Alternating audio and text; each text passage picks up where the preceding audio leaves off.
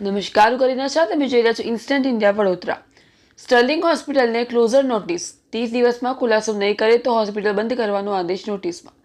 વડોદરા શહેરના પશ્ચિમ ઝોનમાં આવેલી સ્ટર્લિંગ હોસ્પિટલ સામે બાયોમેડિકલ વેસ્ટ મેનેજમેન્ટ રૂલ્સ 2016ના ઉલ્લંઘન બદલ કાયદો કાર્યવાહી કરવામાં આવી છે. માહિતી અનુસાર હોસ્પિટલ દ્વારા જાહેર સ્થળે ગેરકાયદેસર રીતે બાયોમેડિકલ કચરો નાખવામાં આવતો કડક પગલાં લેવામાં આવ્યા હતા. તાજેતરમાં બનેલી ઘટનામાં સ્ટર્લિંગ હોસ્પિટલમાંથી રોજનો કચરો ટ્રેક્ટરમાં મૂકવામાં આવતો હતો.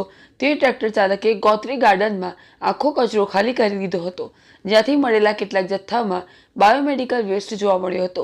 આ અંગે ગોત્રી ગાર્ડન શાખાના કર્મચારીઓએ તાત્કાલિક સોલિડ વેસ્ટ વિભાગને જાણ કરી હતી. પછી વેસ્ટ વિભાગ દ્વારા તાત્કાલિક જીપીસીબી ગુજરાત પોલ્યુશન કંટ્રોલ બોર્ડને જાણ કરવામાં આવી હતી. જીપીસીબી તથા પાલિકા ટીમોએ સ્થળ પર પહોંચી કચરાનું નિરીક્ષણ કર્યું હતું. એન્વાયરમેન્ટ એન્જિનિયર કચરાનો અંદાજ લગાવી અહેવાલ રજૂ કર્યો હતો, જેમાં સ્પષ્ટ થયું કે Sterling Addlife India private limited દ્વારા બાયોમેડિકલ વેસ્ટ નિયમોનું ઉલ્લંઘન થયું છે. બાઇટ જેએમ મહિડા, જીપીસીબી અધિકારી, રિપોર્ટર ભરત શાહ. સ્ટર્લિંગ હોસ્પિટલને ક્લોઝર નોટિસ આપવામાં આવી છે. તારીખ 21/7ના રોજ રાત્રે વોર્ડ ઓફિસર 10થી અમને ફોન આવેલો હતો કે હોસ્પિટલ દ્વારા વેસ્ટનો નિકાલ ગોત્રી ગાર્ડનમાં કરવામાં આવેલ છે.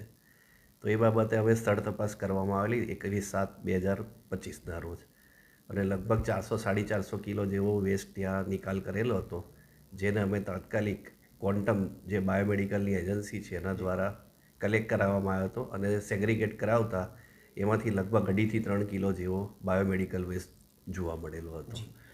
અત્યારે શું કાર્યવાહી કરવામાં આવી છે? એના આધારે અમારે જે ગાંધીનગર રિપોર્ટ કરેલ, તો ગાંધીનગર એને 30 દિવસની અસરથી ક્લોઝર ડાયરેક્શન આપેલું છે. એટલે કઈ બાબતનું ક્લોઝર ડાયરેક્શન આપ્યું છે? બાયોમેડિકલ વેસ્ટનો ખુલ્લામાં નિકાલ કરવા માટે અને જાહેર આરોગ્ય સાથે ચેડા કરવા માટે. હવે કંઈ પણ સ્ટર્લિંગ હોસ્પિટલ જો કોઈ કરશે તો તેને બંધ કરવામાં આવશે તેવી પણ નોટિસમાં એટલે અત્યારે આ 30 દિવસની અસરથી એને જે ક્લોઝર ડાયરેક્શન આપવામાં આવ્યું છે એનો અસર 30મા દિવસે જ લાગુ થશે. જો એ પહેલાં એને એની પર સ્ટે મેળવવાનો રહેશે. જી. અત્યારે હાલ કોઈ સ્ટર્લિંગ હોસ્પિટલ દ્વારા કોઈ રજૂઆત કરવામાં આવી કે બાબત? ના, હાલમાં કોઈ રજૂઆત અત્યારે કરવામાં નથી આવી.